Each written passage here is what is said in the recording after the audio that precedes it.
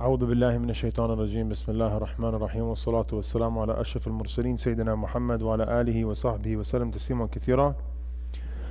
We start off by praising Allah subhanahu wa ta'ala and sending our peace and blessings upon our Master Muhammad sallallahu alayhi wa sallam. We ask Allah subhanahu wa ta'ala to grant us beneficial knowledge and understanding and wisdom. We ask Allah subhanahu wa ta'ala to make us people of the Quran. We ask Allah subhanahu wa ta'ala to make the Quran our greatest companion in this world and the next.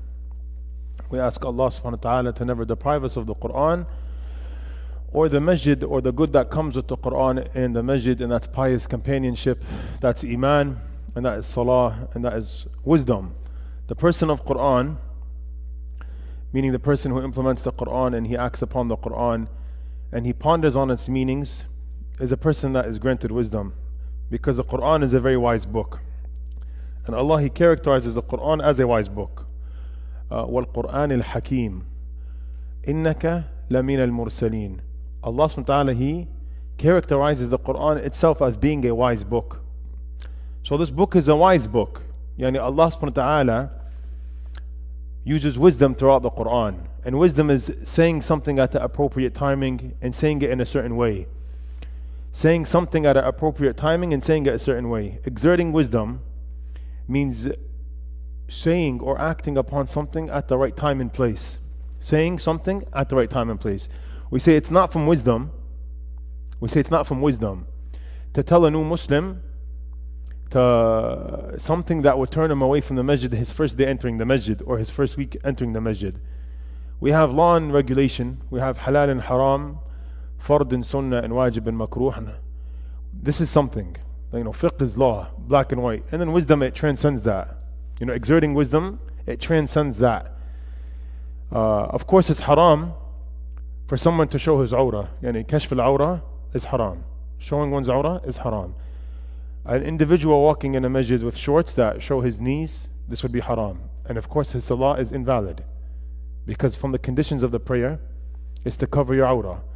And the man's awrah is his knee as well. So an individual walks in the masjid, but it seems to you that he's either a Muslim that hasn't been practicing or he's a new Muslim. We say, of course, in fiqh it's not allowed, 100%. No one is denying that his salah does not count. Muhammad, make it 65. So, of course, there's no denying that his salah does not count, but that's not from wisdom for us to go and say something to him. It's not from wisdom. It's not from hikmah for us to go say something to him, because perhaps you may say something to him in this early stage and it may turn him away from the masjid. And that's not our goal. Our goal is to make the individual love the masjid and not turn him away from the masjid.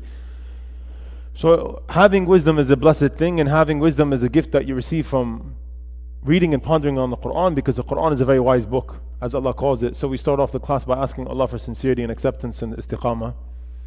And alhamdulillah, we started the chapter of istiqamah today after Salat al-Fajr in the Fajr Khatira, chapter 7 of Riyadh al-Salihin, Bab al-Istiqamah. We read it today after Salat al-Fajr, the 7th chapter of Riyadh al-Salihin, the chapter of Istiqamah. And Imam al-Nawawi, he began the chapter by mentioning about 3 to 4 ayahs mentioning the importance of being steadfast. Then Imam al-Nawawi mentioned 2 ahadith, and then the chapter ended. So we finished the chapter, so you missed it. But alhamdulillah, istiqamah is a big part of our religion, being steadfast on your belief and being steadfast in your actions, because your actions are a magnification and your actions are a example of your belief. Your actions show your belief. Your actions, what's the word I'm looking for? Magnify. Your actions, no. Personify, there's one more word. Demonstrate, no. Portray, close. Yeah, represent, portray, personify. I like personify. Your actions personify your belief. Your actions exemplify. Your actions are a representation of your beliefs. Your actions are a representation of your belief. I think we killed the AC because we played with it too much. I think we killed it, right?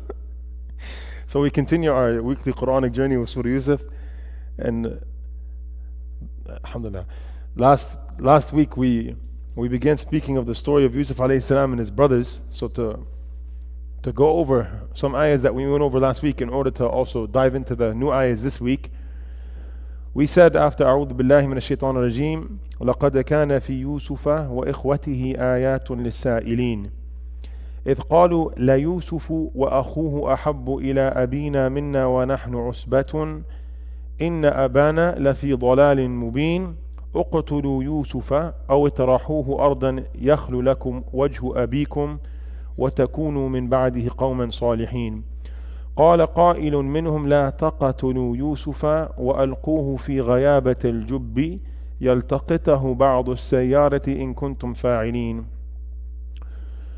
We spoke last class about Allah subhanahu wa ta'ala beginning the story of Yousuf and what happened with his brothers. After speaking about Yousuf and his father and the dream that Yousuf had and the observations that we took out of that, of the importance of having a good relationship with your son and your daughter so they may come and open up to you before they open up to anybody else. And it was evident that Yaqub alayhi salam had a strong relationship with his son Yousuf, and he loved Yousuf very dearly, which is why the brothers had envy of Yousuf, which is why the 11 brothers had a lot of envy from Yousuf. So then Allah, He says, لَقَدْ كَانَ فِي يُوسُفَ وَإِخْوَتِهِ آيَاتٌ لِلسَّائِلِينَ. Indeed in Yousuf and his brothers, indeed in the story of Yousuf alayhi salam and his brothers, there are many signs for those who asked. There are many signs, as in there's many lessons and meanings that we could take from this amazing story. There are many signs. An ayah is a sign, and an ayah is an ayah in the Quran. So the linguistic meaning of ayah is sign. And the ayah of the Quran, the verse that we translated, ayah equals verse, it's a sign of Allah's miraculous book. Because all the ayahs in the Quran are signs, they're miracles.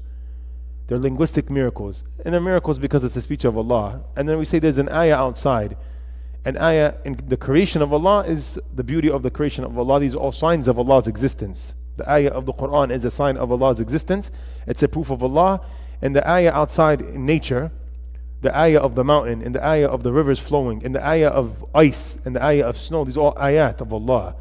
Signs of Allah. إِنَّ فِي خَلْقِ السَّمَاوَاتِ وَالْأَرْضِ etc. etc. لَآيَاتٍ لِقَوْمِ يَعْقِلُونَ. Allah, He says, indeed in the night, in the day, in this, that. Allah gives a bunch of natural examples in the Quran, and then He ends the ayah with, indeed these are ayahs for a people who have a aql, لِقَوْمِ يَعْقِلُونَ. Indeed these are all signs for someone with a working brain.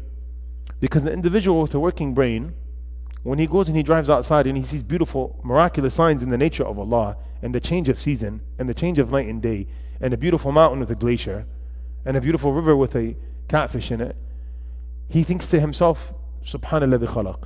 He thinks to himself in his head, glory be to the one who created. The individual that has a working brain, he thinks this is from Allah, and Allah is great.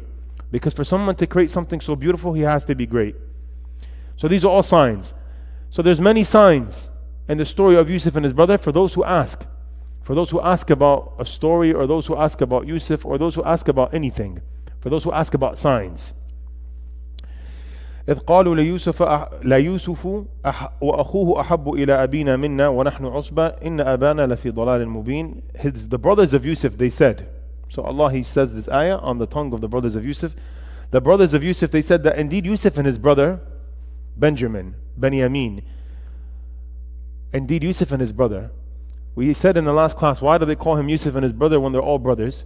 We said because Yousuf and his brother Benjamin, the ones that they're referring to, were more beloved to his father, and they were from the same mother and the same father, and they were from another mother. So they refer to him and his brother as Yousuf and his brother. And that's what you do when you don't like someone. You're like, oh, him and his brother, oh, him and her, or him and him. Like you say, oh, him. When you don't like someone, you say it like that. Like you disassociate yourself with that person subconsciously. They said, indeed, Yousuf and his brother Benjamin are more beloved to our father than us. Who talks like that? This is an arrogant thing to say. Than me. He is more beloved than me. Who do you think you are? This is not the way of a Muslim. This is not the way a Muslim talks. This is not the way a humble individual speaks. Oh, he has a job better than me. This is not the way a Muslim speaks. This is arrogance in the tone of speech. So they say, then they go and they give the reasoning of why subconsciously they think that they are more deserving of their father's love. They said, and we are indeed a usbah. Inna abana lafi dalalin mubin. Indeed our father is in a clear error. Dalal is error. Mubin is clear. Indeed our dad is clearly mistaken. Why does our father like Yousuf and his brother, prefer Yousuf and his brother over us when we are a usba, when we are a strong group of men? And we said usba is a group. Usba refers to a group of individuals, and they're referring to themselves as a strong group. Why is it that these two young guys get more attention than us, and we're strong and we're older, and we take care of our dad, and we go out and we tend to the sheep, and we go out and we cut the grass, and we change the oil in the car, and we come back and we make dad tea? We do all these things, and our dad still loves Yousuf and his brother more. The scholars, they mention a couple of reasons that we mentioned in the last class. We're just quickly reviewing the last ayahs of why Yaqub alayhi salam preferred or loved Yousuf more and Benjamin. And of course, we said in the last class that love is something you cannot control. It's a action of the heart that's uncontrollable. But what you could control is how you act upon love and how you treat people. So of course, we're saying that Yaqub alayhi salam, he was not unjust in his treatment to his sons. And if you love a child more than another child, this is something you can't control, but you should not be unjust. You should treat everyone fairly. But of course, if you have more affection to someone, there's certain things that you may do, or you want to be with them longer, or you enjoy spending time with them, and these things, they show more. And perhaps he preferred them in certain things that wouldn't make him unjust. So we were saying that the scholars mention a couple of reasons of why he loved Yousuf and Benjamin more. That's because they were younger, and perhaps he may have seen something in Yousuf that he didn't see in the other brothers. Perhaps he may have seen maybe a brightness or something pure in Yousuf, or he saw Yousuf was going to be something big that he didn't see in his other brothers. So they said, indeed, our father is in a clear error. And perhaps Yousuf used to give his father a different type of affection and a different type of service than the other brothers. Then Allah subhanahu wa ta'ala, He doesn't mention intimate, long, unneeded details. But Allah subhanahu wa ta'ala mentions the story in brevity, but with enough attention to detail for you to understand and for you to receive the important lessons from the story. So right after they say this on their tongues, Allah says, they said, indeed, our father loves Yousuf and our brother more than us, and he's clearly wrong for this. Again, this is an arrogant thing to say, especially if you're talking about your own father. You won't say that to your father. You won't say that about your father. This is an arrogant thing to say. So then they go and they say, اقتلوا يوسف أو اطرحوه أرضا يخل لكم وجه أبيكم وتكونوا من بعده قوما صالحين. Then they say, they came up with this idea, as we mentioned, to kill Yousuf. And we said that murder is a heinous crime. It's a big deal. It's not something light. In order to reach the point of murder, it must take a lot of envy and hate. So we see that their envy continued to brew.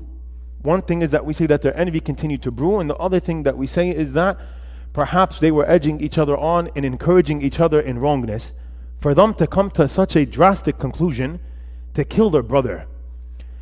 So they were so envious of Yousuf's attention that they said, we have to kill him. And we said it never starts off with murder. And we spoke in the last class about murder cases, even current day murder cases, or murder, any type of murder in the world never starts off with someone having a desire to kill someone. That doesn't make sense unless there's something wrong in the brain. Murder is always the conclusion of a multitude of factors and mistakes that keep accumulating. So once they keep accumulating, in order to save yourself from all of this, you go and you say, I'm going to commit murder. So their envy brewed and it brewed, and they said, and the shaitan overtook them, so they came to a genius or a conclusion that they found to be the best conclusion, and that's to kill their brother, because they're so overtaken and blinded by their envy. They're saying, oh, if we kill him, all our problems will be solved. Because if we kill Yousuf, our father's attention now will be focused on us. They're not even thinking of the crime of murder. Murder is one crime, and another crime is uquq al-walidain, going against your father. And qat' al-rahim, there's 100 different sins that come under the one crime of murder that they said. So we said that they said, oh, let's kill Yousuf or take him to a faraway land where our father will not be able to see what's going on. And after that, we will be a pious people. Yani after we do this crime of murder, we will turn to Allah and will be pious. And we said that this is an incorrect way of understanding what repentance is. You do not intend to make tawbah. You do not intend to make tawbah before you commit the crime. Because in order for a tawbah, in order for a repentance to be a sincere form of repentance, it has to be after a burning regret of a sin. It has to be after regretting a sin that was performed due to your weakness as a human. You don't plan on killing someone and say, then I'll make tawbah afterwards. You have a lot of people, they say, oh, I'm going to go to Hajj later because Hajj forgives everything. Wallahi, this brother, sadly, he does not understand Hajj. Sadly, he does not understand how the system works because there's no cheat code to the system. It doesn't work with you committing haram, haram, haram, and then say, oh, I'm going to go make Hajj, and inshallah, Allah is going to accept my Hajj, so I'll be forgiven of everything I did before Hajj. That's not how it works. This is an insincere intention. The individual that wants his Hajj to be accepted, he says, I want to prepare myself from now to stop sinning and to be pious so that I could go to Hajj and I'll be ready for Hajj, for the Hajj to affect my heart. So you cannot intend to commit a sin and then intend to repent after. It doesn't work like that. But if you fall into a sin due to your humanness and your humanity, and then you feel this burning regret and you want to repent, then of course Allah's bab of mercy is open for you, my brother. But you don't sin and then plan to repent after. It doesn't work like that. But they were blinded by their ego and they were blinded by their envy. So they probably thought that what they knew was right, but it wasn't. So then Allah says, قَالَ قَائِلٌ مِّنْهُمْ لَا تَقَتُلُوا يُوسُفَ وَأَلْقُوهُ فِي غَيَابَةِ الْجُبِّ يَلْتَقِطْهُ بَعْضُ السَّيَّارَةِ إِن كُنْتُمْ فَاعِلِينَ. We said that one of them spoke up. One of the brothers spoke up because now they're a group. And we said that it's scary sometimes when groups are formulated, and you ever seen mobs, or you go and you watch UK soccer games, there's something called hooligans. Soccer hooligans. Groups of people that gather and they just edge each other on, or in hockey as well, I believe. Or I'm not sure. Or football. Not hockey, right? In any stadium you go to when everyone's drunk, everyone they encourage badness because everyone's drunk and there's a big group, and that's how people get carried away. So, and we said that if you're an individual that has something to say that could change the effect of something bad happening, you should stand up and do that always. You should not hold yourself back from standing up for the truth no matter what happens. So even if you say something small and light, it could change the outcome of a humongous scenario. And we said that perhaps how many times in the world there's a group of evil people, maybe Benjamin Netanyahu and like 5 people with him, and they're planning on bombing another city, and perhaps one person stands up because they're all evil, but some evil is less than other evil. And this is the example we're giving here. Like the brothers of Yousuf all wanted bad, but not all bad is on the same level. Not all bad is on the same level. We said this 100 times. There's levels. So perhaps one person in the IDF, he stands up and he says, oh, perhaps we shouldn't bomb the whole hospital. Why don't we give a notice or something or whatever? And he saves a lot. So this one brother, due to his one recommendation, he saved the outcome of Yousuf being killed, because he said, don't kill Yousuf. That's a bit crazy. That's a little extreme. That's a little too much. Why don't we throw him in a well, and a passing by caravan will find him or come across him, and then they'll take him in. He said, killing is a little too much. And we said that the scholars of Tafseer, they talk about who this was that stood up, and of course it's unknown. And it's unknown because Allah wants it to be unknown, because Allah does not want us to fixate on details. Allah wants us to receive lessons. And the lesson of this ayah is that you should always stand up for saying something, even if you think it's insignificant, because it could come and it could change the outcome of something greatly. So he says, don't kill Yousuf, we should throw him in a jub. And we mentioned that a jub is translated in the English language as a well. But we said that the Arabic language is beautiful and it's a very deep language. And we said that there's many different synonyms for many different words in the Arabic language. We talked about this a lot. And we said that every time there's a synonym of a word, that in its apparent face value, it means the same thing. Well and well. In the apparent face value, it's the same thing. Lion and lion. Man and man. Father and father. But there's always a minute difference. And this is the intricacy of language. There is no two synonyms that are always exactly the same in their meaning. We say, oh, they both mean father because that's the apparent easy way of understanding it. But there's always something intimate or intricate that differentiates the two words. So jub is a well, and bi'r is a well. A bi'r is a well that you dig. And once you dig it, water sprouts from the bottom. So it's usually not so wide, but it's deep, correct? A well. You throw a bucket in it, and you take the water out, or you have a pump and the water comes out due to the hole that's the water is gushing out of. This is a well. The other type of well that's mentioned in the surah is a jub. And in Arabic they say that a jub is a large well.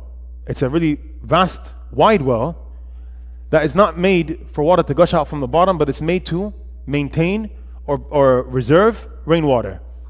So water comes down in the rain, and this well is so big and it's damp and it's dark and damp inside, so it saves the water, and people come and they receive rainwater from that well. You know, I was a couple years ago when I heard this, I was thinking to myself, do people really drink rainwater? I was thinking to myself when I read this ayah, and I read the tafsir of this ayah, or I think I heard a Shaykh speaking about this ayah a couple years back, and I said, rainwater, that sounds kind of dirty. And then I thought it was a bit far-fetched. It's not that I didn't believe it, I just never seen it. We're from America, we come to Masjid Yunus and we turn the water on and it's cold, and then we turn the water on like this and it becomes hot immediately.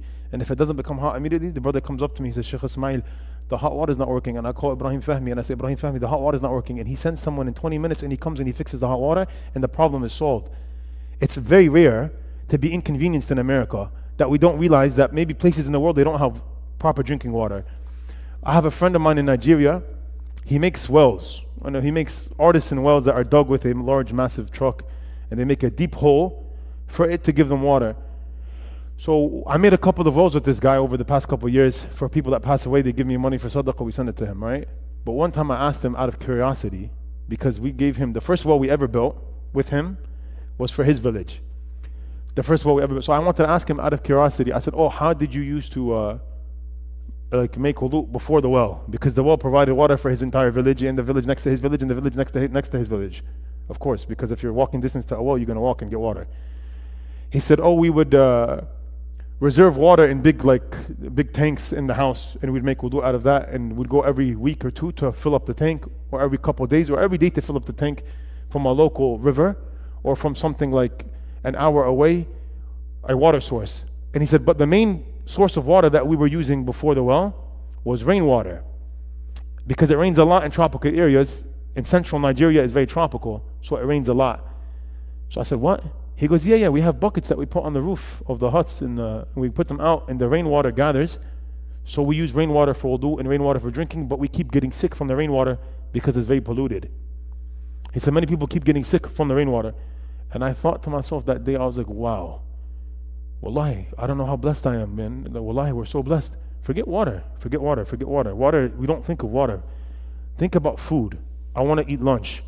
Patterson, New Jersey, Turkish, Albanian, Kosovan, Chinese, fusion, sushi, Japanese, steak, anything you want in the world. Any cuisine you desire, you go out and you eat it. You don't think, am I going to have food today? You think, what kind of cuisine am I going to eat today? We're blessed, beyond blessed. Another blessing that we often overlook is the blessing of electricity and internet that we have like it's nothing. And you're raised in an environment with electricity, you just turn the light on and off. Clean masjids are a blessing as well. Worshipping Allah with comfort is probably the biggest blessing in the world. Like worshipping Allah, praying salah and not dripping in sweat and smelling a bad scent when you make sujood on the carpet.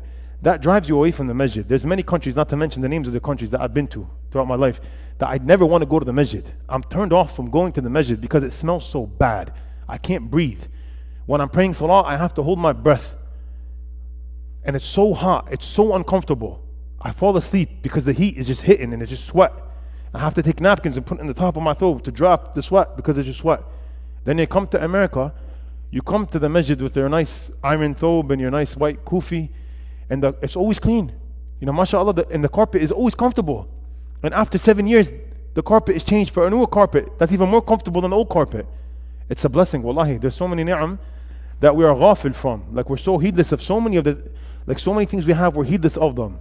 So we ask Allah to not make us heedless of His bounties, and we always thank Allah for those ni'am, those bounties that we're aware of and those that we're not aware of. We always thank Allah for His countless blessings that we are made aware of and those that we're not aware of, because there's many bounties that we're not aware of. So one of them stood up and he said, no, killing him is a little too much. We should throw him in the ghiyabat al-jub. Ghiyaba is the adjective of the darkness of a well. We should throw him in the darkness of a well, where he's unseen, where he can't be heard. Yeah, unless someone comes and they throw a bucket, then he'll be hit and he'll be heard. So we said that in another narration of the Quran, in another recitation, it's ghayabat al-jubbi. You know, there's 7 modes of recitation of the Quran. So sometimes they differ on plurals or singulars. لَقَدْ كَانَ فِي يُوسُفَ وَإِخْوَتِهِ آيَاتٌ, right? لِلسَّائِلِينَ, signs In the story of Yousuf and his brothers, there's many signs, there's very lessons for those who ask. And in another qira'ah, it's ayatan lisa'ilin, there is a sign. So the tafsir changes if it's plural and it's singular. So the singular tafsir of that ayah, there's a sign for those who ask, is that the entire story of Yousuf is a miraculous sign for those Jews that asked the Prophet Muhammad ﷺ about the story of the sons of Yaqub, why they traveled from Canaan, Palestine to Egypt. So the story of Yousuf is a response, and it's a sign. It's a miraculous sign of Allah's majesty. Allah comes and He sends down a story in chronological order, and then He describes it as the best of all stories, because the polytheists of Mecca were talking about the Prophet Muhammad ﷺ, said, why doesn't his Lord send a whole story down? He just keeps sending down like bits and pieces of stories all over the place. And then Allah, He sent down this as a sign, as a miraculous sign of Allah's majesty. So ghayabat al-jubbi, the plural will be the darknesses of the well. Understanding the cobwebs and the scorpions and the mold and whatever it is, darknesses, scariness of the well. And then they said perhaps a passing caravan may come by and find him and take him. Basically, we'll be done with him. We'll be free from him, and we won't have this big crime on our shoulder that we killed our brother. Because not talking to your brother, not talking to your blood brother, is qat' al-raham. Yeah, it's a great sin. It's a major sin. Yani cutting off family ties is a major sin. And cutting, qat' means to cut.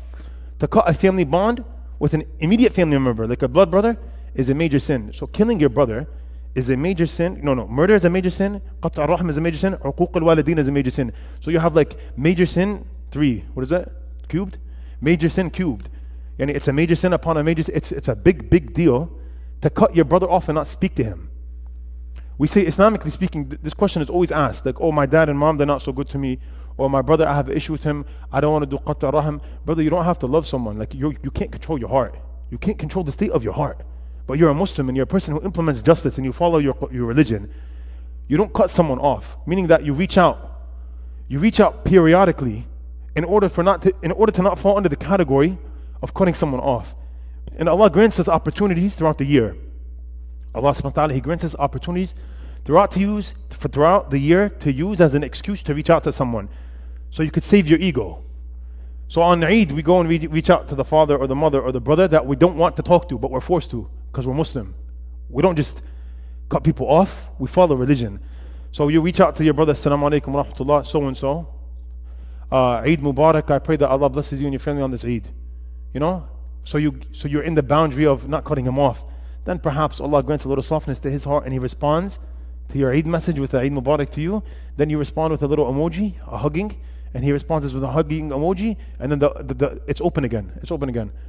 So in Islam, we don't cut people off like that. It's not that big. It's not that small of a deal. So perhaps a passing caravan comes and takes him away, and we'll be free from this issue that was bothering us so much, this envy that's killing us. And now we enter the ayah of today, the new ayah of today. قالوا يا أبانا ما لك لا تأمن على يوسف وإنا له لناصحون أرسله معنا غدا يرتع ويلعب وإنا له لحافظون. They say, oh our dear father, قالوا يا أبانا ما لك لا تأمنا, why do you not trust us with Yousuf? وإنا له لناصحون, and we want nothing but the very best for him. We said nasiha is to give someone advice. Nasiha, you ask someone for a nasiha, or someone gives you a nasiha, and the plural is nasa'ih. It's to give an individual advice, but it's deeper than that. It's to give someone sincere advice. Yani to want the best for someone. When you say أنا نصحته, when you say I gave him nasiha, it means that I gave this brother advice from my heart because I care for him and I want the ultimate best for him. You understand? The prophets and messengers, Shu'aib, Salih, Hud, Ibrahim, when Allah mentions their stories in brevity, but mentions them back to back to back in Surut Hud, and in Surah Al-A'raf, and in Surah Al-Shu'ara, and all the surahs that He mentions them like that, back to back to back, they always say, oh our dear people, we have been sent to relay Allah's message onto you and to grant you clear signs. And then they end off everything they're saying by وَإِنَّا لَكُمْ لَنَاصِحُونَ, and indeed we are to you all good advisors. Yani we are sincere with you. Oh my people, we only want the best for you. So the brothers of Yousuf, they're trying to make themselves look like they care for Yousuf and they want the best for him. They're trying to paint or decorate their evil intentions with a nice word, saying, oh, but we want the best for him. Why do you not trust us with him? In order for them to tell their father, oh, our dear father, why do you not trust us with Yousuf when we only want the ultimate best for our brother? What do you understand from this ayah? Why do you not trust us with Yousuf when we only want the best for him? What do you understand from this about Sayyidina Yaqub? What is given off here indirectly? Does anyone know? Huh? Yes. Yeah, subhanallah. Brother Yunus, he always gets the right answer because he comes from Masjid Yunus and his name is Yunus. He's the best. No, very good. Very good job. He said, we understand from this, his observation was that we understand from this that there was probably many times in the past that Yaqub was apprehensive or not comfortable with them around Yousuf by themselves. So they said, oh, our father, why do you not trust us with Yousuf when we only want the best for him? So we see from this ayah that Yaqub was not, he did not trust him at all with his beloved Yousuf. And then they said, إرسله معنا غدا يرتع ويلعب وإنا له لحافظون. They said, oh, our father, send him out with us غدا. If you translate غدا today, they say it means tomorrow. غدا does not mean tomorrow. Linguistically speaking, in the Arabic language, غدا means in the morning. الغداة والعشي الذين يذكرون ربهم بالغداة والعشي. Allah always says in the Quran بالغداة والعشي. What is الغداة? الغداة is the morning hours. والعشي العشاء. والعشي is the nighttime hours. When is the specific hours of al-ghadati? They say it's from Fajr up until Duha. They say it's from Fajr up until like 10, 11 right before Shuruk. They differ on it, but it's basically in the very morning. They said, oh, our father, but it also means in the following day, the following morning, right? Send him out with us tomorrow in the morning, meaning we'll take off in the morning. يرتع ويلعب, where he could eat and also play.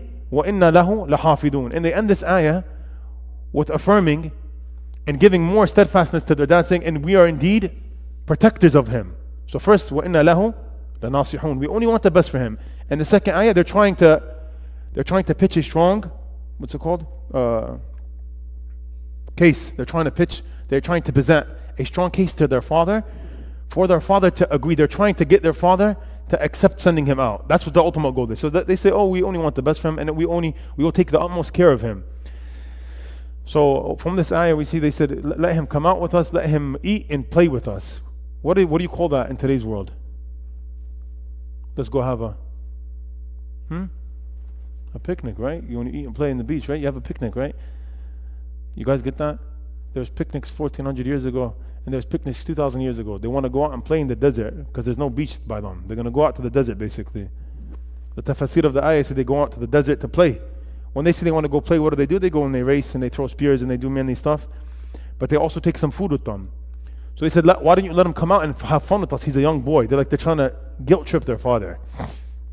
You're always watching over him here and he can't run out over here. We want to let him go have real fun with us, and we only want the best for him, and we're going to protect him. So they said, oh, our father, why don't you let him out so he could eat and hang out with us, basically, and we are the protectors of him. He goes, قال إني ليحزنني أن تذهبوا به وأخاف أن يأكله الذئب وأنتم عنه غافلون.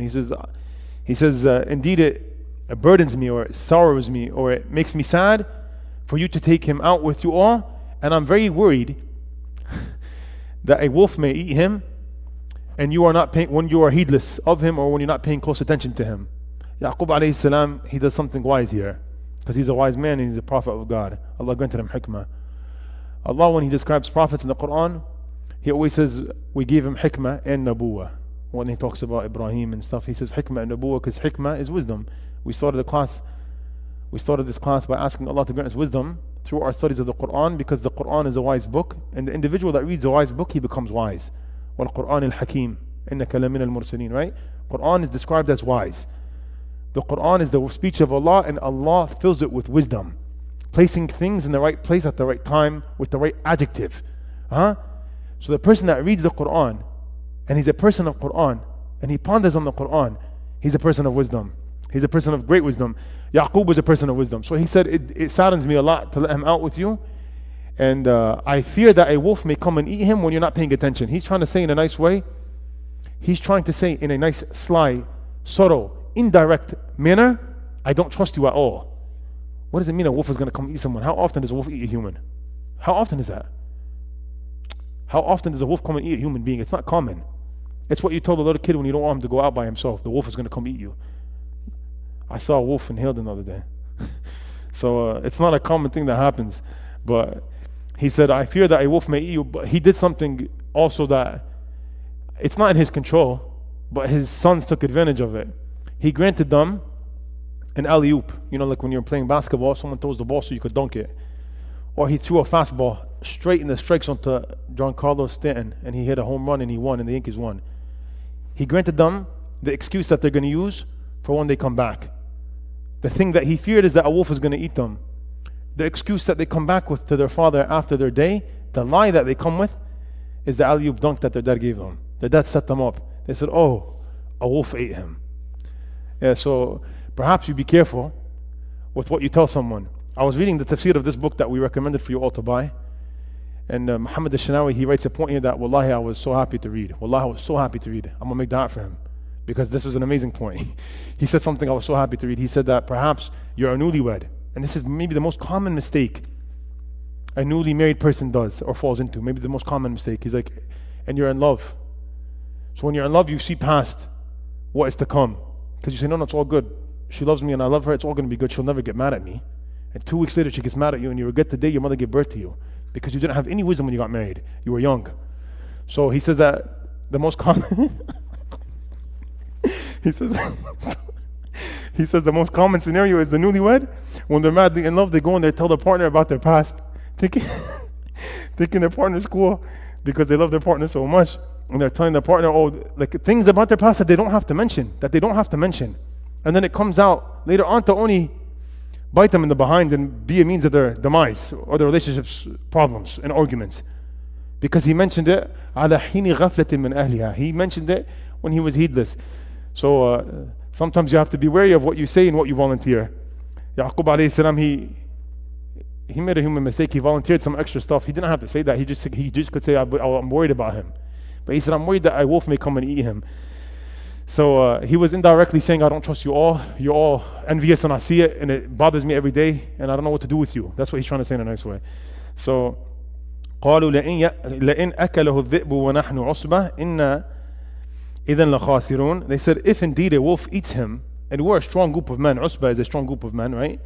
Then indeed we are clear losers. Indeed we're bums.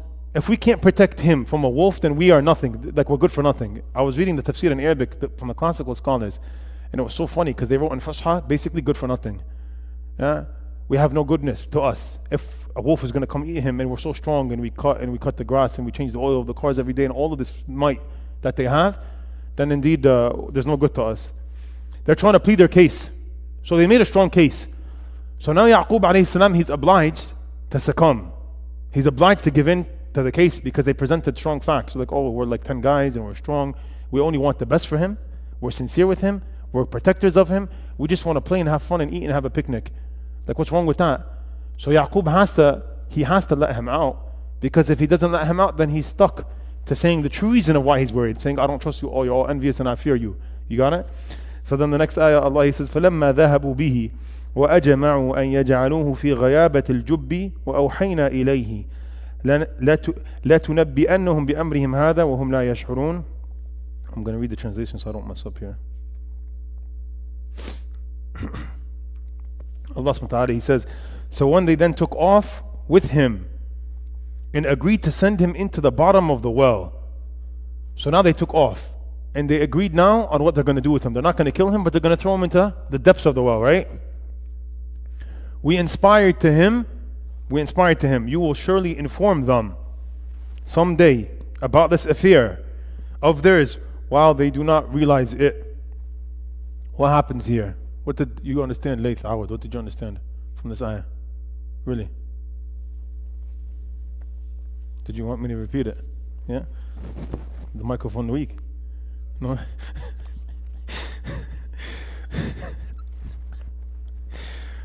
So when they finally took off, their father gave in. See, Allah doesn't say Yaqub then allowed them to take Yousuf out. You see? He just says immediately, so when they took off with Yousuf, yani, we understand that they got it. So when they took off with him and agreed to send him into the bottom of the well, They also agreed on what they're going to do with him. They're not going to kill him. Killing him is a little too much, but they're going to throw him into the well so someone can come and take him, right? We inspired to him, Yousuf yani. We inspired to Yousuf, أوحينا إليه. Right? And Allah, He inspires to His prophets. And Allah, He also inspires to righteous people. Because sometimes Allah sends down wahi to someone who's not a prophet. Of course, prophets, they receive wahi, of course. But righteous people also receive wahi. And we know this because Allah, He says, وَأَوْحَيْنَا إِلَىٰ أُمِّ مُوسَىٰ أَنْ أَرْضِعِيهِ فَإِذَا خِفْتِ عَلَيْهِ فَأَلْقِيهِ فِي الْيَمِّ وَلَا تَخَافِي وَلَا تَحْزَنِي إِنَّا رَادُوهُ إِلَيْكِ وَجَاعِلُوهُ مِنَ الْمُرْسِلِينَ. Allah, He says in Surut Al-Qasas, وَأَوْحَيْنَا إِلَىٰ أُمِّ مُوسَىٰ. We have sent revelation down to the mother of Musa. Was the mother of Musa one of the prophets of Allah? Why not? Because she's a woman, and Allah, He says, we only send down men to you. A prophet has to be a man. From the conditions of prophethood and nubuwwah is it has to be a man. So someone receiving revelation outside of a man, or revelation does not constitute prophethood. But anyway, prophets, they receive revelation. So Allah, He says, and we have revealed to him in this instance. One is the instance that we revealed to him when he's getting thrown into the well. Traumatic timing. Right? He's getting thrown into darkness. He's a young boy, by the way. He's young. He's like what, 12, 13 years old? He's young. وَأَوْحَيْنَا إِلَيْهِ لَتُنَبِّئَنَّهُم بِأَمْرِهِمْ هَذَا وَهُمْ لَا يَشْعُرُونَ. You will surely inform them someday about this affair of theirs while they do not realize it. What was the question? What, sister? Yeah, what do you understand from this ayah? You guys can answer too. Go ahead.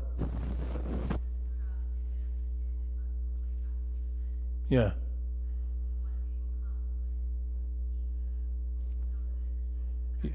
Yeah. No, very good, yeah? Wow. You got that from the book. Oh, dang. I was going to say she's good. No, but it's good if you have the book open, it's easy. Allah, what do you understand from this?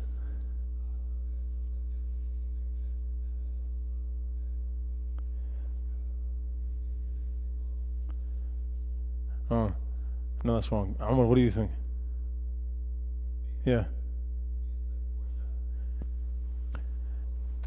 Yeah, so you're all right. Yeah, Tafseer, you're always right because there's 50 opinions all the time. So whatever you say is right. So you're all right. So Allah subhanahu wa ta'ala, He basically grants Yusuf alayhi salam comfort and solace at a difficult timing. And this is the first, we have to understand something. This is the first of many difficulties that he was going to go through. The first major traumatic difficulty, correct? Before this, it was love and games and dreams of stars and moons.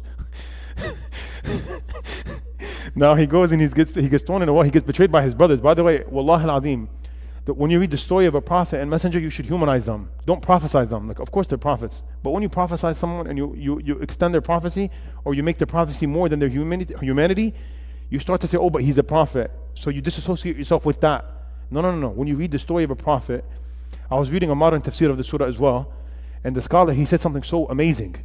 He goes, when you read the stories of the prophets in the Quran, humanize them more. Don't prophesize them more. Like don't increase them in prophecy. Because when you do that, and this is so true, I never thought about it like that.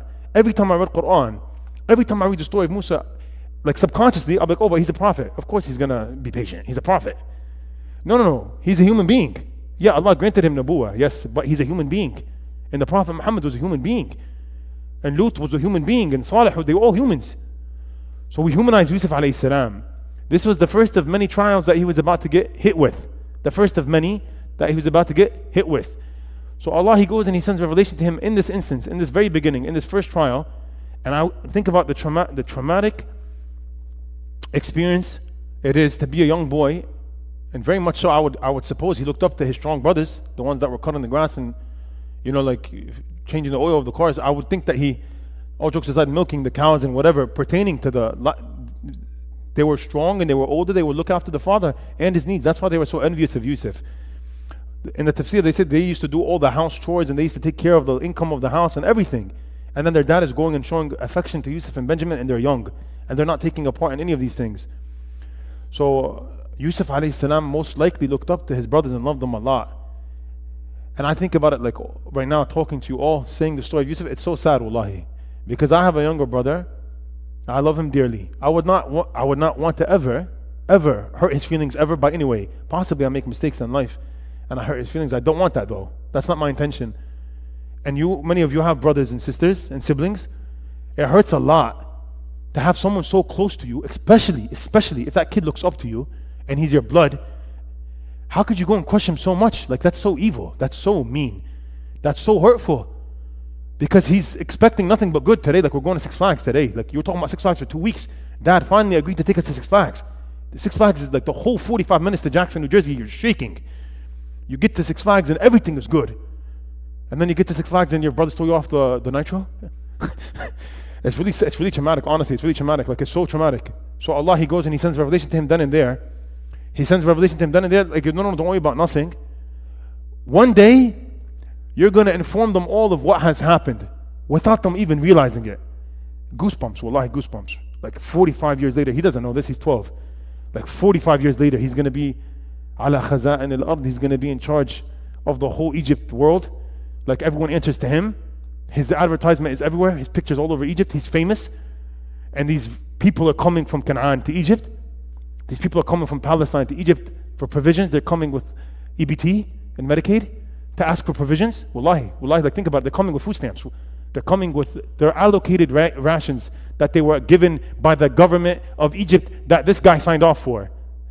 The Wazir al-Maliyah, the head of the finance ministry of Egypt, he's the one that signed the bill.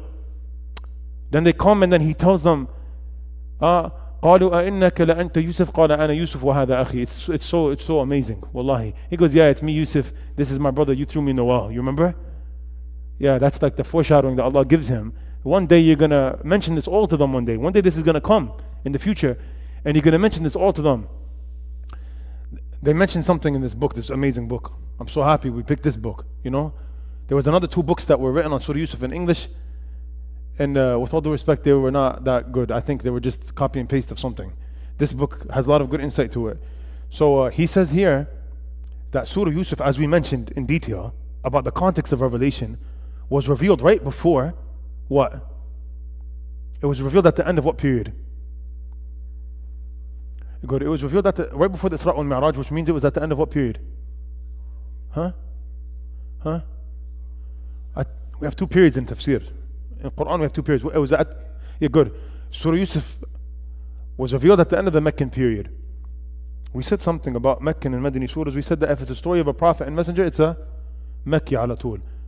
And if it's Tasim Mim, Ha Mim, Alif Lam Mim, Ra, Alif Mam, Sid, Sad, Ain Sin, Qaf, Noon, Yasin, Taha, what is? Huruf al-Muqatta'a, right? Disjointed letters. If it's a separated letter, it's automatically what? Meccan, automatically, except for 2 surahs. There's 2 exceptions to this ruling. So every time you read the Quran, you should know context of the surah to a degree. So you read Yasin wal Quran al-Hakim, innaka lamin al-mursaleen, ala siratin mustaqim, tanzilan min aziz al-Rahim, right? You read the surah started off with Yasin, the disjointed letters. Automatically, you know, Meccan, except for 2 surahs. Does anyone know which 2 they are? Yeah, good job.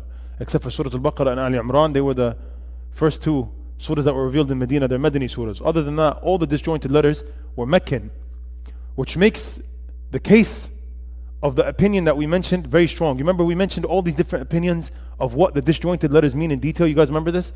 We talked about it in detail. We mentioned like 7 or 8 opinions, and then we ended with 2 strong opinions. Like, these are the strongest opinions of what they mean. Do you guys remember that? One of the two strong opinions was that they are a shock method. And this is in regards to Meccan period, because when you start off by going into the middle of the suq of Mecca and you say Ta Sin Mim, when you go do that in the middle of the marketplace of Mecca because you want to read Quran to everyone, all of Mecca is going to stop what they're doing and they're going to say, what is that? I never heard that before. What does that mean? We call it a shock method, right? We said that one of the strong opinions of what these words mean, it's a shocking method. Like Allah, He starts off the surah, the eloquent, amazing surah of Surah Al-Naml or Shu'ara or Qasas with these disjointed letters, because what's going to come after the disjointed letters is so important. It's a story of Musa, or it's a story of Lut, or it's something so powerful that we want to get the attention of the Arab. How do you get the attention of someone? Like, how do you attract someone's attention? How do you attract someone's attention? By saying something that they never heard before. They become really intrigued. They want to know what it means. So they'll stop what they're doing and they'll pay very close attention to what's being said. Then the verses that come after, they're paying attention, right? So, where were we?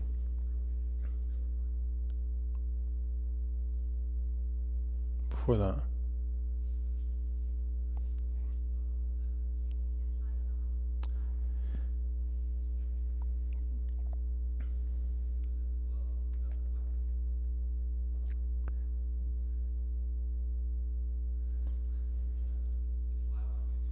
Stop. Stop. Muhammad, turn off the AC, please.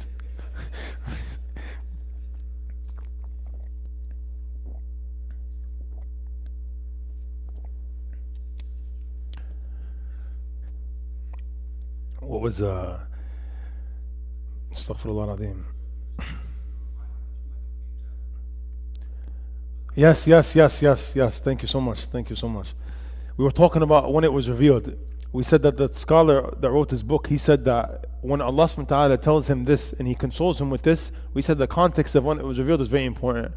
And that's Allah subhanahu wa ta'ala, he sent down Surah Yousuf right before Isra wal Mi'raj, which is right at the end of the Meccan period of revelation, which means that the Prophet Muhammad sallallahu alaihi wasallam is very soon going to go through the same exact thing that Yusuf went through, which is betrayal from his own people, to the extent where he has to leave Mecca. You guys get that? He's going to be betrayed by his closest people. Yusuf alayhi salam was also betrayed by his closest people. He was betrayed by his brothers. He was let down by the closest people that were meant to look after him. The Prophet Muhammad sallallahu alaihi wasallam was also the same thing. He was let down by his closest people, by Mecca. No one believed him in Mecca. Ultimately, he had to migrate to Medina. Ultimately, the Prophet Muhammad sallallahu alaihi wasallam, he had to pack up his bags and pack up his house and migrate to Medina. He was let down. He was let down by his people. And that hurts the most. Yani being let down and not being believed in by your people. That hurts the most. Calling your mother out to Islam every day and her not believing in you, and you're a da'i and everyone converts with you, that hurts the most. We mentioned in the last class, I want to just touch on this again. We mentioned in the last class that the Prophet Muhammad sallallahu alaihi wasallam, the scholars of Tafseer, they said that Allah put him through everything that all the other prophets went through, and he got at a stronger level or a stronger version. For example, at the end of the story of Yousuf alayhi salam, he tells his brothers, لا تثريب عليكم اليوم يغفر الله لكم هو أرحم الراحمين. At the end of the story of Yusuf alayhi salam, he tells his brothers, I have no animosity and no bad feelings toward any of you. Allah will forgive you, or Allah forgave you, or I ask Allah to forgive you. I make dua for you all to be forgiven, and Allah is the most merciful. And if anyone's going to show mercy onto you, it's going to be Allah. In the story of the seerah of the Prophet Muhammad sallallahu alaihi wasallam, this exactly happens to a higher degree. He comes back in Fatah Mecca and the conquest of Mecca, when they open Mecca and they make Mecca Muslim, and he tells the people of Mecca, what do you think I'm going to do to you? ماذا أنا فاعل بكم? What am I going to do to all of you? They said, أخ كريم. They said, oh, you're a dear brother.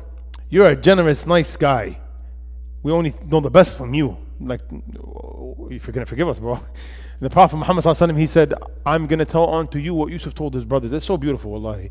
He goes, I'm going to tell on to you what Yusuf told his brothers. لا تثريب عليكم اليوم يغفر الله لكم وهو أرحم الراحمون اذهبوا فأنتم الطلقاء. Go and you're all forgiven. Go. خلاص, I have no animosity in my heart toward you. Abu Sufyan and the leaders of Quraysh that accepted Islam on that day on Fatah Mecca, they're called the Tulaqa. We have categories of companions. We have levels of companions, correct? We have levels. The greatest companions are the four Khulafa al-Rashidun, and we have the Ashar al-Mubashara, and we have the Muhajirun and the Ansar, right? These are high levels. These are all different levels. We have the Badris, right? Companions are all not one level. There's very many levels. The last level is those who accepted at the very end, when they were, and a nice way to say, forced to accept. But we're not saying that they were insincere. No, we're not saying that. We're saying that there was no other option right now. But they accepted, and we accepted Islam, such as Abu Sufyan and those who accepted Islam on Fath Mecca, which was a lot of companions that day, because everyone in Mecca converted, basically.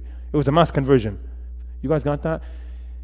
They are not the same as those who converted earlier, but he goes and he tells them all, like Abu Sufyan was the leader of every single army that fought the Muslims until Fatah Mecca. And he said, I forgive you. Abu Sufyan's wife ate Hamza's liver. He says, I forgive you. No animosity toward anyone. And on top of that, the cherry on top, he goes, Man dakhala bayta Abu Sufyan fahuwa amin. He goes and he gives them virtues. On top of the fact that they did nothing but bad against him, and they just converted, and he showed them all mercy, he goes and he gives them virtues. He goes, whomsoever enters the house of Abu Sufyan, he is safe. For the old companions to not feel a type of way against them. You understand? to make them all feel accepting of them. So interestingly, they say that everything that Yousuf went to, or Musa went to, or any prophet went to, the Prophet Muhammad sallallahu alaihi wasallam, he went to something similar, or to a greater extent. Now going back to the story of Yousuf alayhi salam, Allah, He says we have sent wahi down to him, and this is like an indirect way telling Muhammad, foreshadowing that he's going to go through something big. His brothers betrayed Yousuf, Yusuf's brothers betrayed Yousuf, and his brothers, his people in Mecca, are going to betray him. The Prophet's family and clan, and Quraysh is going to kick him out. So لَتُنَبِّئَنَّهُمْ بِأَمْرِهِمْ هَذَا وَهُمْ لَا يَشْعُرُونَ. One day you're going to let them all know what happens here, and they will not even be aware of that. This is really beautiful, honestly, because he received solace at his most difficult time. We say Yusuf alayhi salam, at the time where he needs to receive comfort the most, Allah grants him it. You guys got that? This is the first traumatic experience for many. So he's being prepared for that. وَجَاءُوا أَبَاهُمْ عِشَاءً يَبَكُونَ. Now Allah, He goes and He transcends to the next part of the story. He goes, and they came back عِشَاءً, at night, at Isha timing, at the timing of supper, at night, after night has enveloped, and they were crying. The scholars of Tafseer, they said that they came at night crying, so the crying could hide the fake cry. So the night could hide the fake cry. Then they said something else really interesting that I loved, because I was thinking of this when I read this ayah, and that's most bad things happen at night. Most lies take place at night. Night is not a good time. That's why it's the sunnah to sleep right after Isha. It's the sunnah not to talk. As-samaru fil layl is talking at night. It's makruh. Talking and staying up late at night is not good. The Prophet's sunnah is he didn't speak after Isha, he went to sleep, because it's not a time to talk. Night is a time for sleep. لِلتَّقْوِيَ عَلَى الْعِبَادَةِ. Night is a time to sleep so you could gain power, to be a strong worshipper of Allah, to gain strength. It's very healthy for someone to sleep at night. It's very abnormal and unnatural and unhealthy for someone to sleep in the daytime hours. Of course, there's nothing wrong with taking a nap. Relax. There's nothing wrong with taking a nap during the day when you're tired, but it's not good to sleep during the day. There's nothing wrong with being a paramedic where you sleep all day and you stay up all night. We have logic, brother. Be logical. Muslims are logical. Yes, generally speaking, sleep at night. It's better to sleep at night. It's medically proven to be healthy to sleep at night. But there's scenarios, I hate it, like when we say something, and of course it's okay to answer the phone in Jummah if your wife is dying. Brother, don't call, like a brother comes after Jummah saying, Shaykh, why do you always say don't go on your phone during Jummah? What if my wife dies? I said, brother, no one is thinking that. Of course you're going to answer your phone if your wife is dying. That's a dire scenario. That's not a common scenario that happens every Jummah. He goes, no, but you keep saying no phones in Jummah. What if someone's dying? I said, brother, if someone's dying, put it on FaceTime, brother. No problem. Like, no problem at all. This is common sense. Yeah, if someone is a police officer and he works in the nighttime hours because he's protecting the world from destruction, that's fine. The mujahid that's fighting at night and he's staying up all night and he's sleeping all day, that's fine. Yeah, these are different dire scenarios. Doctors, ER nurses. But generally speaking, nighttime is when bad stuff happens. That's why in the ER, if you're an ER nurse at night, you're going to get a lot of gunshot wounds and stuff, right? We're not saying people don't get shot during the day again, but of course most of it happens at night. Bad stuff happens at night. Rape happens at night. A lot of scary stuff happens at night. It's not fun to walk down Hilden Avenue at night. It's kind of scary. Wallahi, I sit in my car here sometimes. Sometimes I enjoy sitting in my car, but it's not a good idea to sit in my car here. There's always crazy stuff that I see right in front of me. I'm like, wow. Like, it's like a jungle. Nighttime, when the night comes out, it's like the werewolves come out. It's so true. And they were werewolves, right? The brothers of Yousuf, they came, Asha and Yabakun, they were crying. Of course it was a fake cry. How are they going to go plot a plan and then cry? But the night was covering their lie, right? Or they tried to get the night to cover their lie. قالوا يا أبانا إنا ذهبنا نستبق وتركنا يوسف عند متاعنا فأكله الذئب وما أنت بمؤمن لنا ولو كنا صادقين. And they said their famous statement. They say, oh our father, we went out to race, نستبق, to race and to throw spears and stuff and to have fun. We were doing a lot of activities, right, in the picnic that we had out in the desert, right? وتركنا يوسف عند متاعنا فأكله الذئب. And we left Yusuf by our provisions, متاعنا, by our turkey sandwiches and whatever, right? Lays and Fritos. And a wolf came and ate him.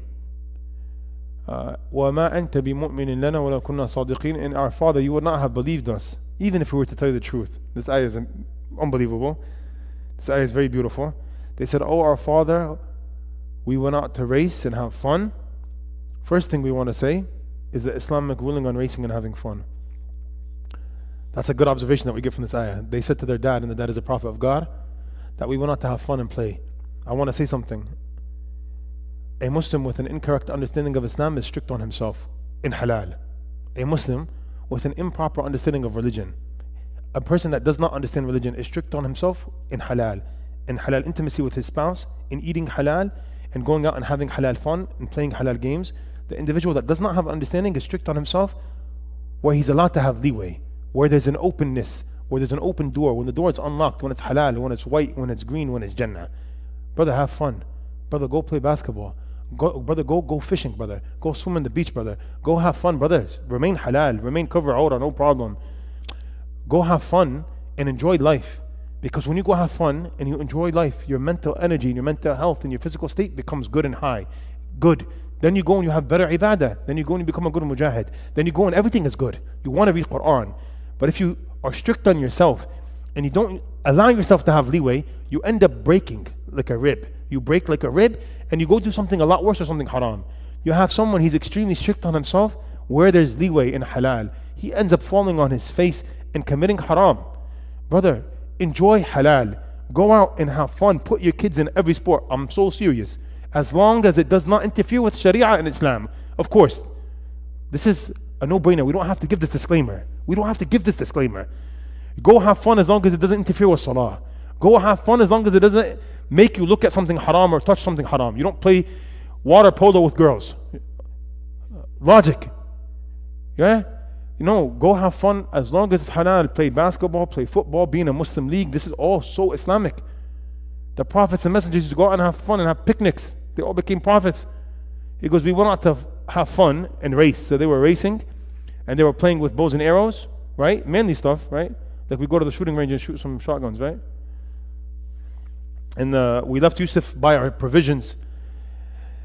So they go, we went out to play and we left Yousuf by our provisions, subtly and indirectly, saying in an indirect manner that we care about him so much that we didn't want to burden him. So we let him chill. Like he was hanging out, smiling, eating the lollipop, waving. And then a wolf came and ate him. Where'd they get that from? And the wolf came and ate him. They're from Yaqub alayhi salam. He told them, I fear a wolf was going to eat you. Of course he didn't fear a wolf was going to eat him. He was scared that they were going to do something crazy. And he was right. He was وَأَكَلُهُ الذِّئْبُ وَمَا أَنْتَ بِمُؤْمِنٍ لَنَا وَلَوْ كُنَّا صَادِقِينَ.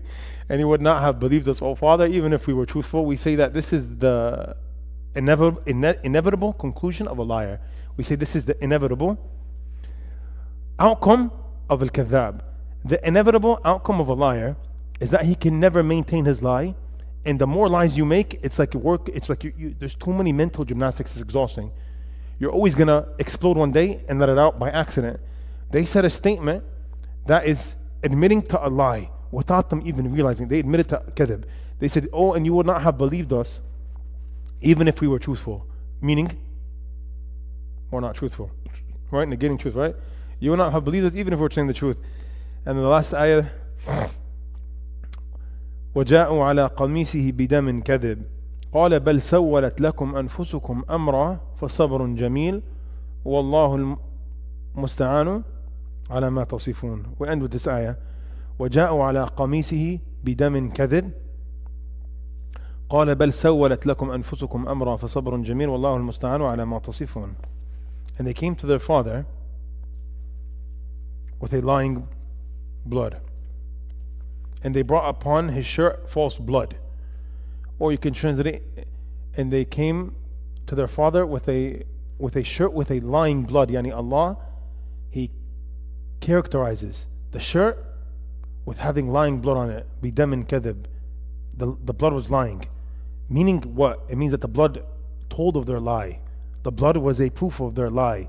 The blood admitted their lie. And they brought upon his shirt false blood. Yaqub said, بَلْ سَوَّلَتْ لَكُمْ أَنفُسُكُمْ أَمْرًا. Your souls have enticed you to something. What does that mean, sisters? Your soul has enticed you to something. Yaqub says to them that. What does that mean? What does that mean, sister? Yeah, but he's saying like your souls overcame you and it made you do something crazy. It made you do, because he said your souls enticed you to do something and you did something. Something is up, yani. That's what I wanted to say. Like, of course it's from the shaitan. Something is up.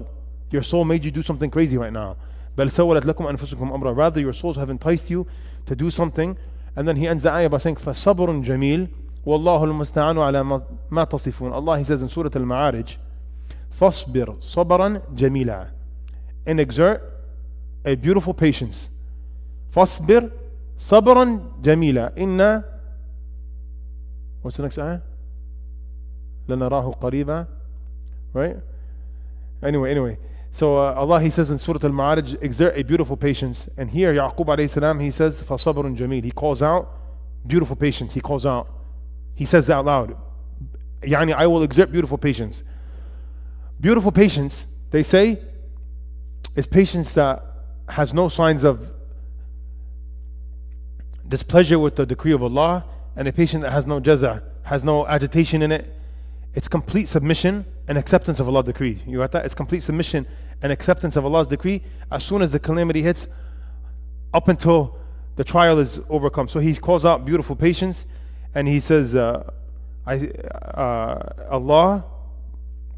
is the one sought for help against that which you describe. Allahul musta'anu ala ma tasifun. Allah is musta'an. Allah is the one in charge. Allah knows the truth. Ala ma tasifun, that which you describe, that which you say. So Allah subhanahu wa ta'ala, he says, they came to their dad with a lying blood. The lying blood is what? Does anyone know? What? Does anyone know the story of Yousuf? Why did the blood lie? Why was the blood a proof against them? Because they said a wolf ate him, alright? They slaughtered a lamb. This is what it said in the Tafseer books, alright? The details are not in the Quran, so it's not 100%, but this is what they say in the Tafseer book. They killed a little a lamb, and they took the blood of the lamb and they put it on Yousuf's shirt, alright? Does anybody know how the shirt was when they gave it to their dad? It was not torn. When is it in the history of the world, since Allah created a wolf and a human, that a wolf ate a human and he left not one single tear mark on his shirt? When was it in the history of the world? When the cavemen didn't wear shirts, right? Right? But then the skin was torn, right? There's never a time in the history of the world that a wolf tears you apart and eats you, and he doesn't tear your shirt apart. You guys got that? They lied, and the lie was so bad that they were. But I want to say something here, and they say this in the Tafseer books as well. You're always going to make a mistake. By the way, you're always going to make a mistake. Like when you commit a crime, 100% you're going to make a mistake. Do you know why? Why are you always going to make a mistake? Because you're overthinking everything, and you're a criminal. You're trying to hide, and you're nervous. I really recommend this one YouTube channel, wallahi. If I recommend anything, JSC Crime Psychology, enjoy it. Go on the treadmill at Planet Fitness at Fajr time, so there's no woman. Go and enjoy this channel. Wallahi. JSC Crime Psychology. Please go enjoy this channel. This guy is phenomenal. Every video has 21 million views. He only has 5 videos. He just goes to different murder cases. This YouTube guy, he gives commentary on each one. Some of them are like crazy cases, so he takes 2 or 3 episodes on, right? Wallahi, insane. It's all murder cases. Every single murder case that's on his channel is due to a boyfriend cheating on a girlfriend, or a guy cheating on a girl, or a guy wanting another girl. It's always haram zina. Always. So the guy kills his ex or his girl, and the way he's acting, they go and they show the videos. Of course, when the police come and interrogate them, or when the police comes to the house the first time and he's acting cool, oh yeah, come, I'll show you around my house, because he thinks in his head, what?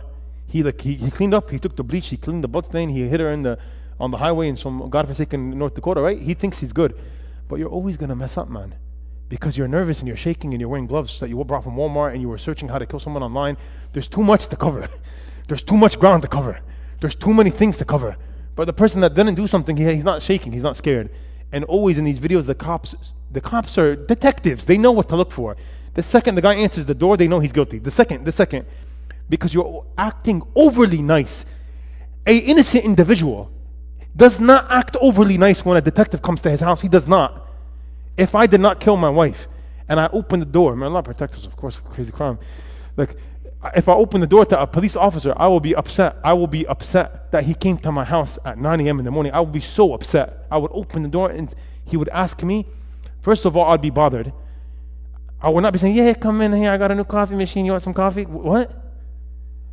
It's an inconvenience. Go find the guy that killed my wife. What are you doing here? Why are you here? What do you need from me? I would be so inconvenienced and bothered. I would be so upset with the detective wasting my time Go find the guy that killed my wife. But of course, the guilty person is trying to act like a nice guy. Oh yeah, come on in. She used to sleep here. Oh my God, I miss her. Huh? Like he's always trying to make up. He's trying to lie his lies. And the detective immediately knows.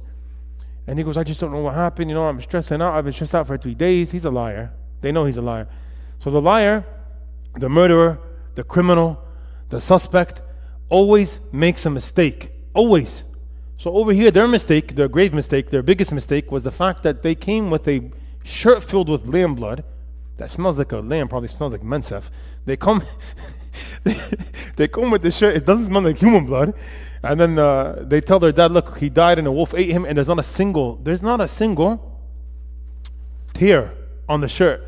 And Yaqub's response is phenomenal, by the way. He says, فَصَبْرٌ جَمِيلٌ وَاللَّهُ الْمُسْتَعَانُ عَلَى مَا تَصِفُونَ. He doesn't say you're all liars. He doesn't say you're all criminals. He doesn't say you're all murderers. He doesn't say nothing. Because he knew that Yousuf was alive. He knew that Yousuf was alive for 2 reasons.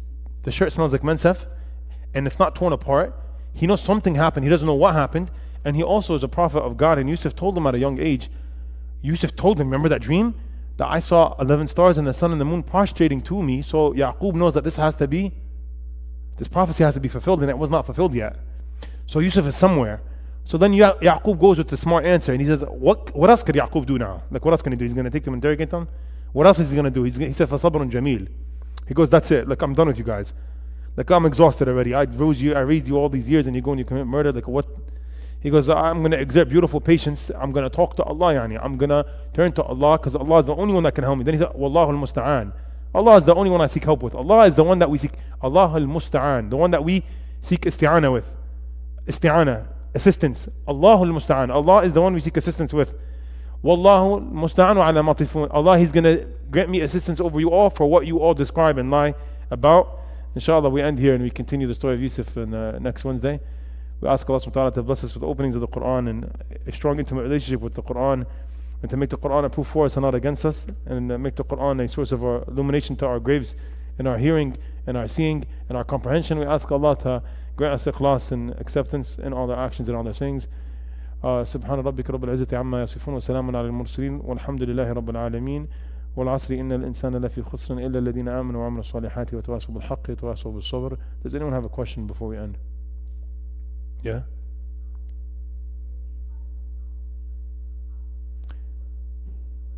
So no, he did not. And he was not a prophet yet here.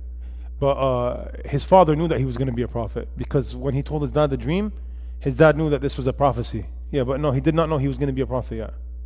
He didn't. So that inspiration from Allah was not the beginning of his prophethood, no. It wasn't. From my understanding, I could double check that, but no, it wasn't. I believe he received prophethood later. Because Allah, He says, وَلَمَّا بَلَغَ أَشُدُّهُ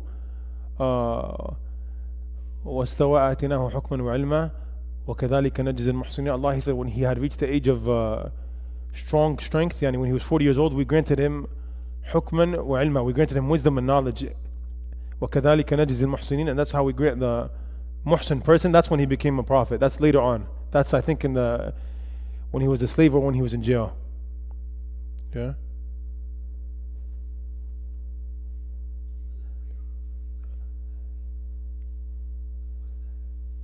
Yeah, so we mentioned for the whole second class the story of the dream, but I know you missed it.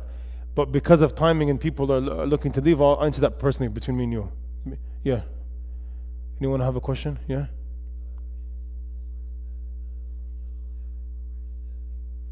From the Tafseer books. This is what they mention, yeah.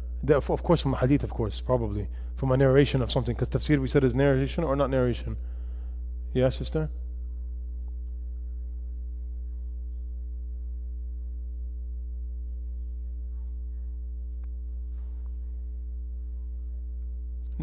No, exactly. Yeah, of course, that's what he's saying. He's saying, I know you guys did something bad. Your souls enticed you to do something, and your souls made you do haram.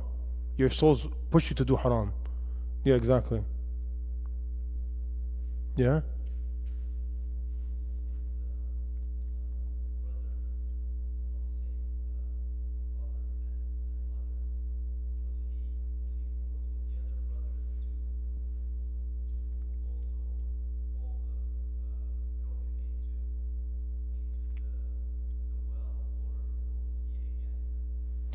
You talking about the brother that spoke out? The brother that spoke out and defended him, or Benjamin? Oh, there's no details about this. There's no details about this. There's no details about this. But from what I understand is that he did not go out with them. He was back home. He was still very young, from what I understand. Yeah. He was very young. Yeah. He didn't go out with them that day. No. There was 10 bad ones, or 10 guys that did something bad. We don't call them bad now. Yeah. خلاص, we'll stop here, inshallah. Inshallah. We'll see you all next week, inshallah.